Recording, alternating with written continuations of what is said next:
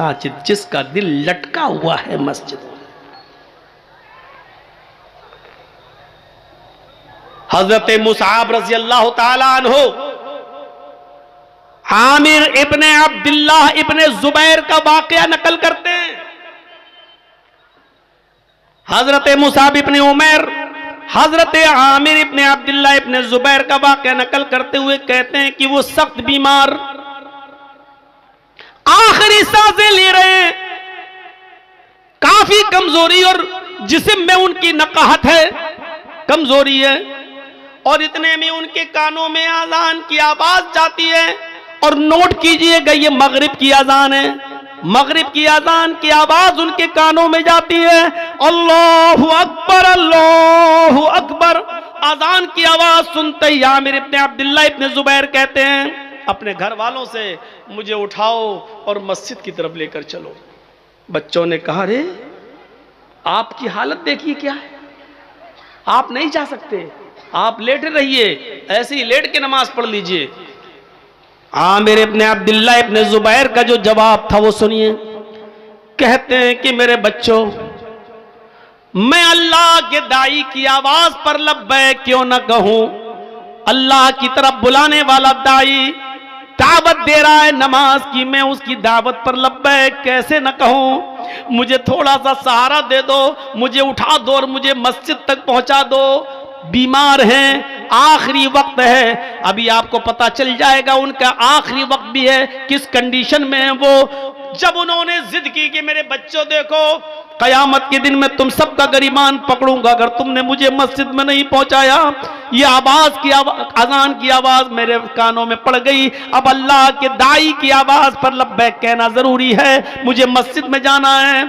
अब उनकी जिद के आगे उनके बच्चों ने उनको उठाया। मोहल्ले के 2-4 लोग और आ गए, उन्होंने भी सहारा दिया और घर में किसी तरीके से उनको वुजू करवाने के बाद मस्जिद में दाखिल कर दिया। वो मस्जिद में दाखिल हो जाते हैं और जमात के साथ मगरिब की नमाज पढ़ने लगते हैं। और जब नमाज पढ़ते हैं तो आप अंदाजा लगा सकते हैं कि मगरिब की 3 रकातें होती हैं। वो बैठकर नमाज अदा कर रहे हैं। अभी 1 रकात ही वो नमाज अदा कर सके कि 1 रकात नमाज पढ़ने के बाद उनका इंतकाल हो जाता है। वो उसी मस्जिद के अंदर 1 रकात नमाज पढ़ने के बाद इंतकाल कर जाते हैं। अब आप अंदाजा लगा सकते हैं कि वो कितने बीमार रहे होंगे। इतनी बड़ी बीमारी के बावजूद वो ये कह रहे हैं कि अजान की आवाज जब मेरे कानों में पहुंच गई है तो फिर मैं अल्लाह के दाई और अल्लाह की तरफ बुलाने वाले आदमी की दावत पर मैं लब्बैक कैसे न कहूं, उसकी आवाज पर मैं लब्बैक क्यों न कहूं। लिहाजा मुझे वहां तक पहुंचाओ। और पहुंचाया गया और 1 रकात पढ़ी और इंतकाल कर गए। इनका दिल मस्जिद की तरफ लगा हुआ था। रजुलुन क़ल्बुहु मुअल्लकुन फिल मसाजिद। ये है अजान हो रही है लेकिन मुझे मस्जिद में पहुंचाओ, अजान हो रही है मस्जिद में पहुंचाओ। यहां अजान होती है, हम लोग चाय पीते हैं। यहां अजान हो रही है, हम लोग बाजारों में सब्जियां खरीद रहे हैं। यहां अजान हो रही है, हम लोग अपने कारोबार में लगे हुए हैं। यहां अजान हो रही है, हम अपने बैंक में नौकरी कर रहे हैं। यहां अजान हो रही है, हम अपने बिजनेस में लगे हुए हैं। यहां अजान हो रही है, हम अपने खेतों में लगे हुए हैं, अपने कारोबार में लगे हुए हैं और तसव्वुर है कि हम जन्नत में जाएंगे। अरे अल्लाह के अर्श का साया नहीं मिलेगा, जन्नत तो बहुत दूर की बात। अल्लाह के अर्श का साया भी नहीं मिलेगा। इमाम बगवी ने अपनी मशहूर मायानाज किताब सियर के अंदर उबैदुल्लाह अल कवारीरी का एक वाकया नकल किया है कि वो शाम बसरा के रहने वाले थे। बसरा के उनके घर कोई मेहमान आ गए। वैसे तो वो 5 वक्त की नमाज में पहली तकबीर में मस्जिद में रहते थे, लेकिन आज उनके घर में कोई मेहमान आ गया। मेहमान की देख रेख खातिर मदारात की वजह से उसको खाना वाना खिलाने में थोड़ी सी देर हो गई।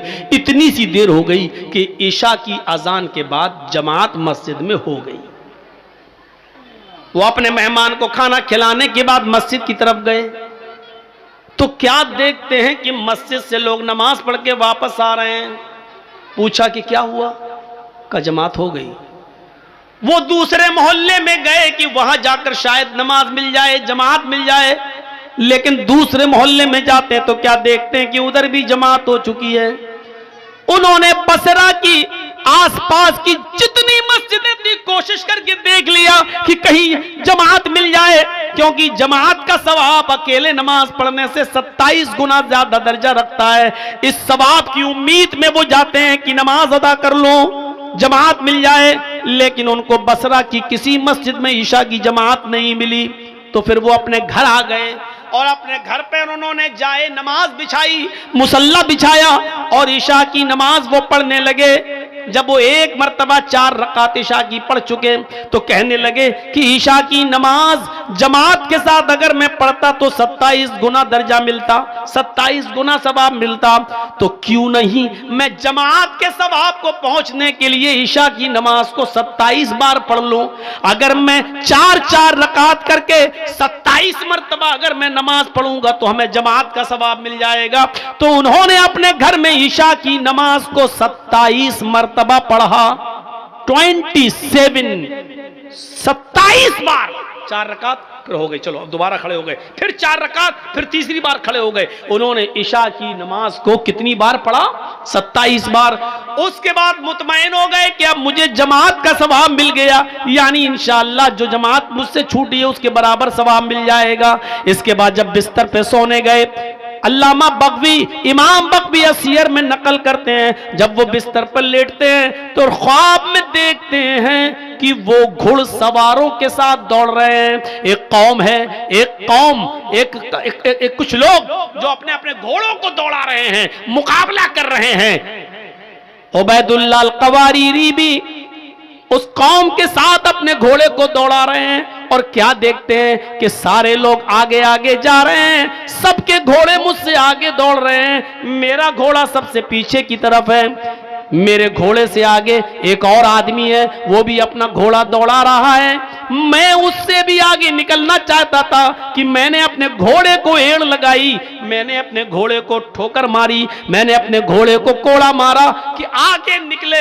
तो मुझसे आगे जो सवारी था, मुझसे आगे जो घुड़सवार था, वो कहने लगा, आए उबैदुल्लाह, अपने घोड़े को एड़ मत लगाओ, अपने घोड़े को कोड़ा मत मारो, मुझसे आगे निकलने की कोशिश न करो। आए उबैदुल्लाह, तुम हमारे बराबर नहीं आ सकते हो, हमसे आगे निकलना तो बहुत दूर की बात, तुम कितना भी नया घोड़ा ले लो, अच्छे से अच्छा घोड़े पे बैठ जाओ, लेकिन तुम हमारे घोड़े से आगे नहीं निकल सकते। उबैदुल्लाह अल-क़वारीरी कहते हैं कि आखिर तुम ये बात कैसे कह रहे हो, मेरा घोड़ा तुम्हारे घोड़े से अच्छा है और फिर भी हम तुम्हारे घोड़े से आगे नहीं निकल पाएंगे, आखिर वजह क्या है? तो वो शख्स कहने लगा जो मुझसे आगे था, आए उबैदुल्लाह, तुम हमसे इसलिए आगे नहीं निकल सकते क्योंकि ईशा की नमाज हमने जमात के साथ पढ़ी है और तुमने ईशा की नमाज जमात के साथ नहीं पढ़ी। 27 मर्तबा नमाज पढ़ने के बाद भी वो दर्जा नहीं मिला जो जमात के साथ नमाज पढ़ने का मिलता है।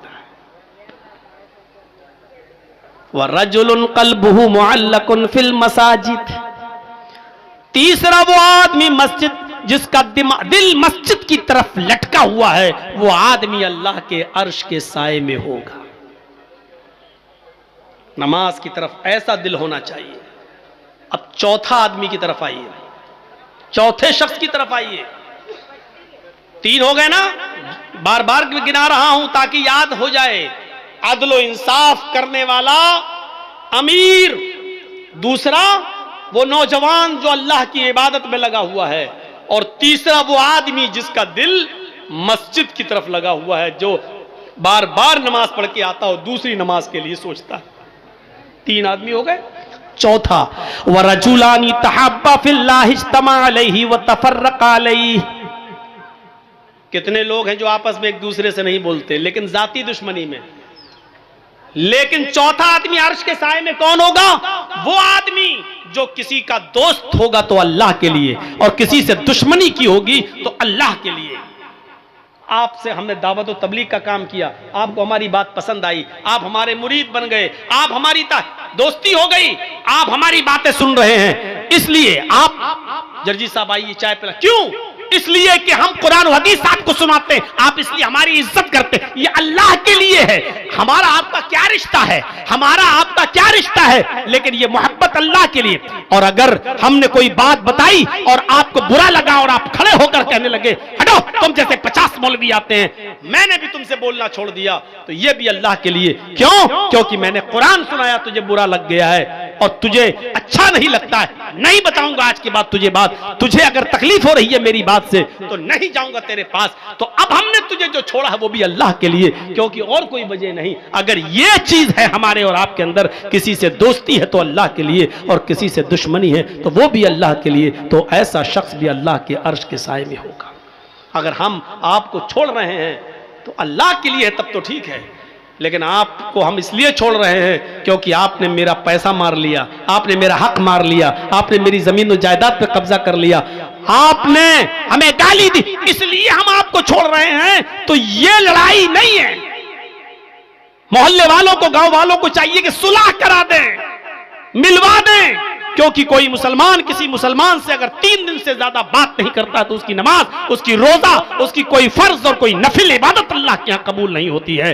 दोस्ती करो तो अल्लाह के लिए और दुश्मनी करो तो अल्लाह के लिए। किसी से दोस्ती हो तो अल्लाह के लिए और दुश्मनी हो तो अल्लाह के लिए। हजरत अली रज़ियल्लाहु ताला अन्हु एक यहूदी से लड़ रहे थे, तू मुझे मार दे या मैं तुझे मार दूं, चल, दोनों में लड़ाई हो रही, दोनों चल, तू तलवारें दोनों नहीं, हाथ से कुश्ती हो रही है। लड़ते लड़ते लड़ते लड़ते कभी अली ऊपर कभी अली नीचे, कभी यहूदी ऊपर कभी अली नीचे, कभी अली ऊपर यहूदी नीचे। मेरे भाइयों, इस तरीके से लड़ाई होते होते एक मौका आया कि हजरत अली ने यहूदी के सीने पर चढ़कर उसका गला दबा दिया और पकड़ के कस के और जोर से उसका गला दबाने लगे। यहूदी ने अपने मुंह में थूक जमा किया, ऐसे करके, और थूक दिया हजरत अली के मुंह पर।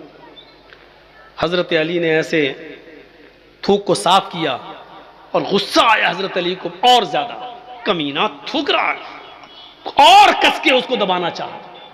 अभी तो जब दबा रहे थे, लेकिन जब उसने थूका तो और गुस्सा आ गया, लेकिन जब और गुस्सा आया तो उसको छोड़ दिया। कहा चल भाग जा, मैंने तुझे छोड़ दिया।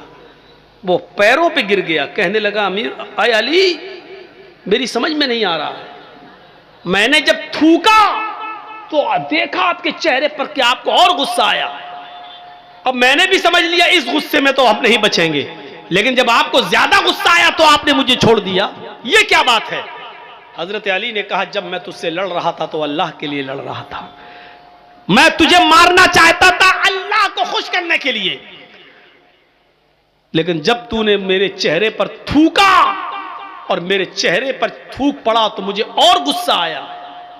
तो ये गुस्सा अल्लाह के लिए नहीं था, ये मेरा जाती गुस्सा था। तो मेरे ऊपर थूका, थूकना, तो ये मेरा जाती गुस्सा था।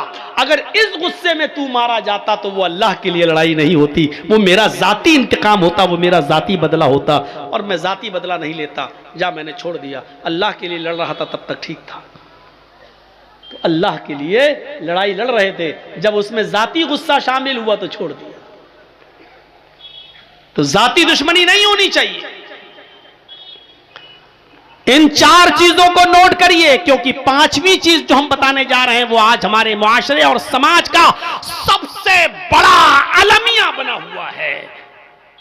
पहला शख्स अदल और इंसाफ करने वाला इंसान, दूसरा वो नौजवान जो अल्लाह की इबादत में लगा हुआ है, तीसरा वो आदमी जो अपने जिसका दिल मस्जिद की तरफ लटका हुआ है, और चौथा वो शख्स जो मोहब्बत करता है किसी से तो अल्लाह के लिए और दुश्मनी करता है किसी से तो अल्लाह के लिए।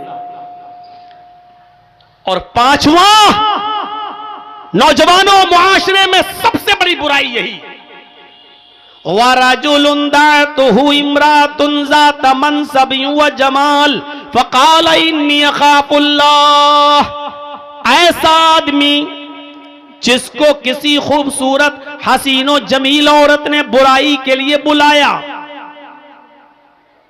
ज़ात मनसबिन, शरीफ घर की, व जमाल, और खूबसूरत। बदचलन औरतों के बारे में बात नहीं हो रही है, बाजारू औरतें, पेशावर औरतें, जिस्म फरोश औरतें, उनके बारे में बात नहीं हो रही।